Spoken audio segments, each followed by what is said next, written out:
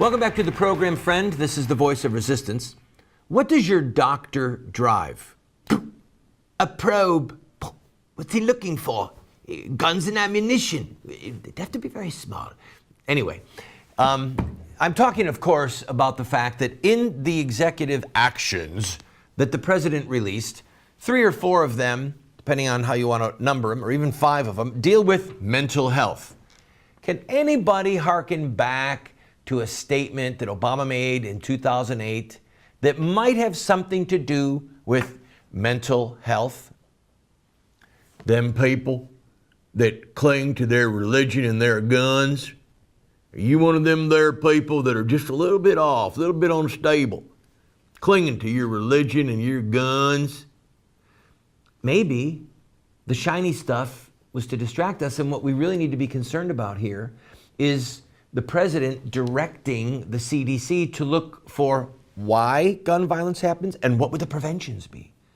What if President Obama and his cronies in the health field say that if you own more than, say, 2 firearms or more than 1,000 rounds of ammunition, well, you're mentally unstable. You're a threat to the community. And we're not so certain that you need 10 guns and 10,000 rounds of ammunition. What is wrong with you anyway? Don't you know that's why we have the police? Well, coming up, by the way, in the next segment, we're going to hear from a sheriff who explains why he has publicly refused to enforce any executive orders from the president that would deny the citizens in his county their Second Amendment right to keep and bear arms. But back to these executive actions. Here's what I think. I think that the president blinked. I think that they had executive orders drafted that they were going to release, and the backlash was so fierce, so severe. You literally had law enforcement agents and legislatures in Missouri, Wyoming. I'm hearing from about a law enforcement officer in Idaho, in Montana, or Wyoming. We're going to play a clip from, I believe it's Kentucky, where law enforcement agents are telling the White House, or you've got congressmen saying, we need to talk about impeachment. Or a congressman from Georgia saying, this is going to create an upheaval, and might have even used the R word, type of revolution. Something like that, he said. These are very ominous signs. When you have elected legislative officers in the Congress, when you have law enforcement officers saying that they will defy the President of the United States, that's time for Eric Holder and President Obama and Joey Biden to just back off.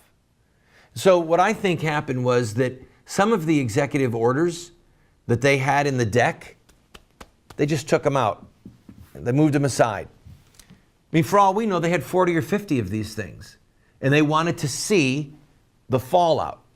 And remember that Biden said that he was going to make the recommendations to the president on Tuesday, and that the president would release the executive orders on Friday? Why did it speed up? What was the big hurry? Why did Biden give his recommendations to the president a day early? Why did the president release 23 actions instead of executive orders 2 days early? I think that they realized that this was backfiring so fiercely, so severely, that they had to put out the brush fire that they had created as quickly as possible before it consumed them. And so they released these inane little executive actions, most of which they're toothless. They just don't mean anything.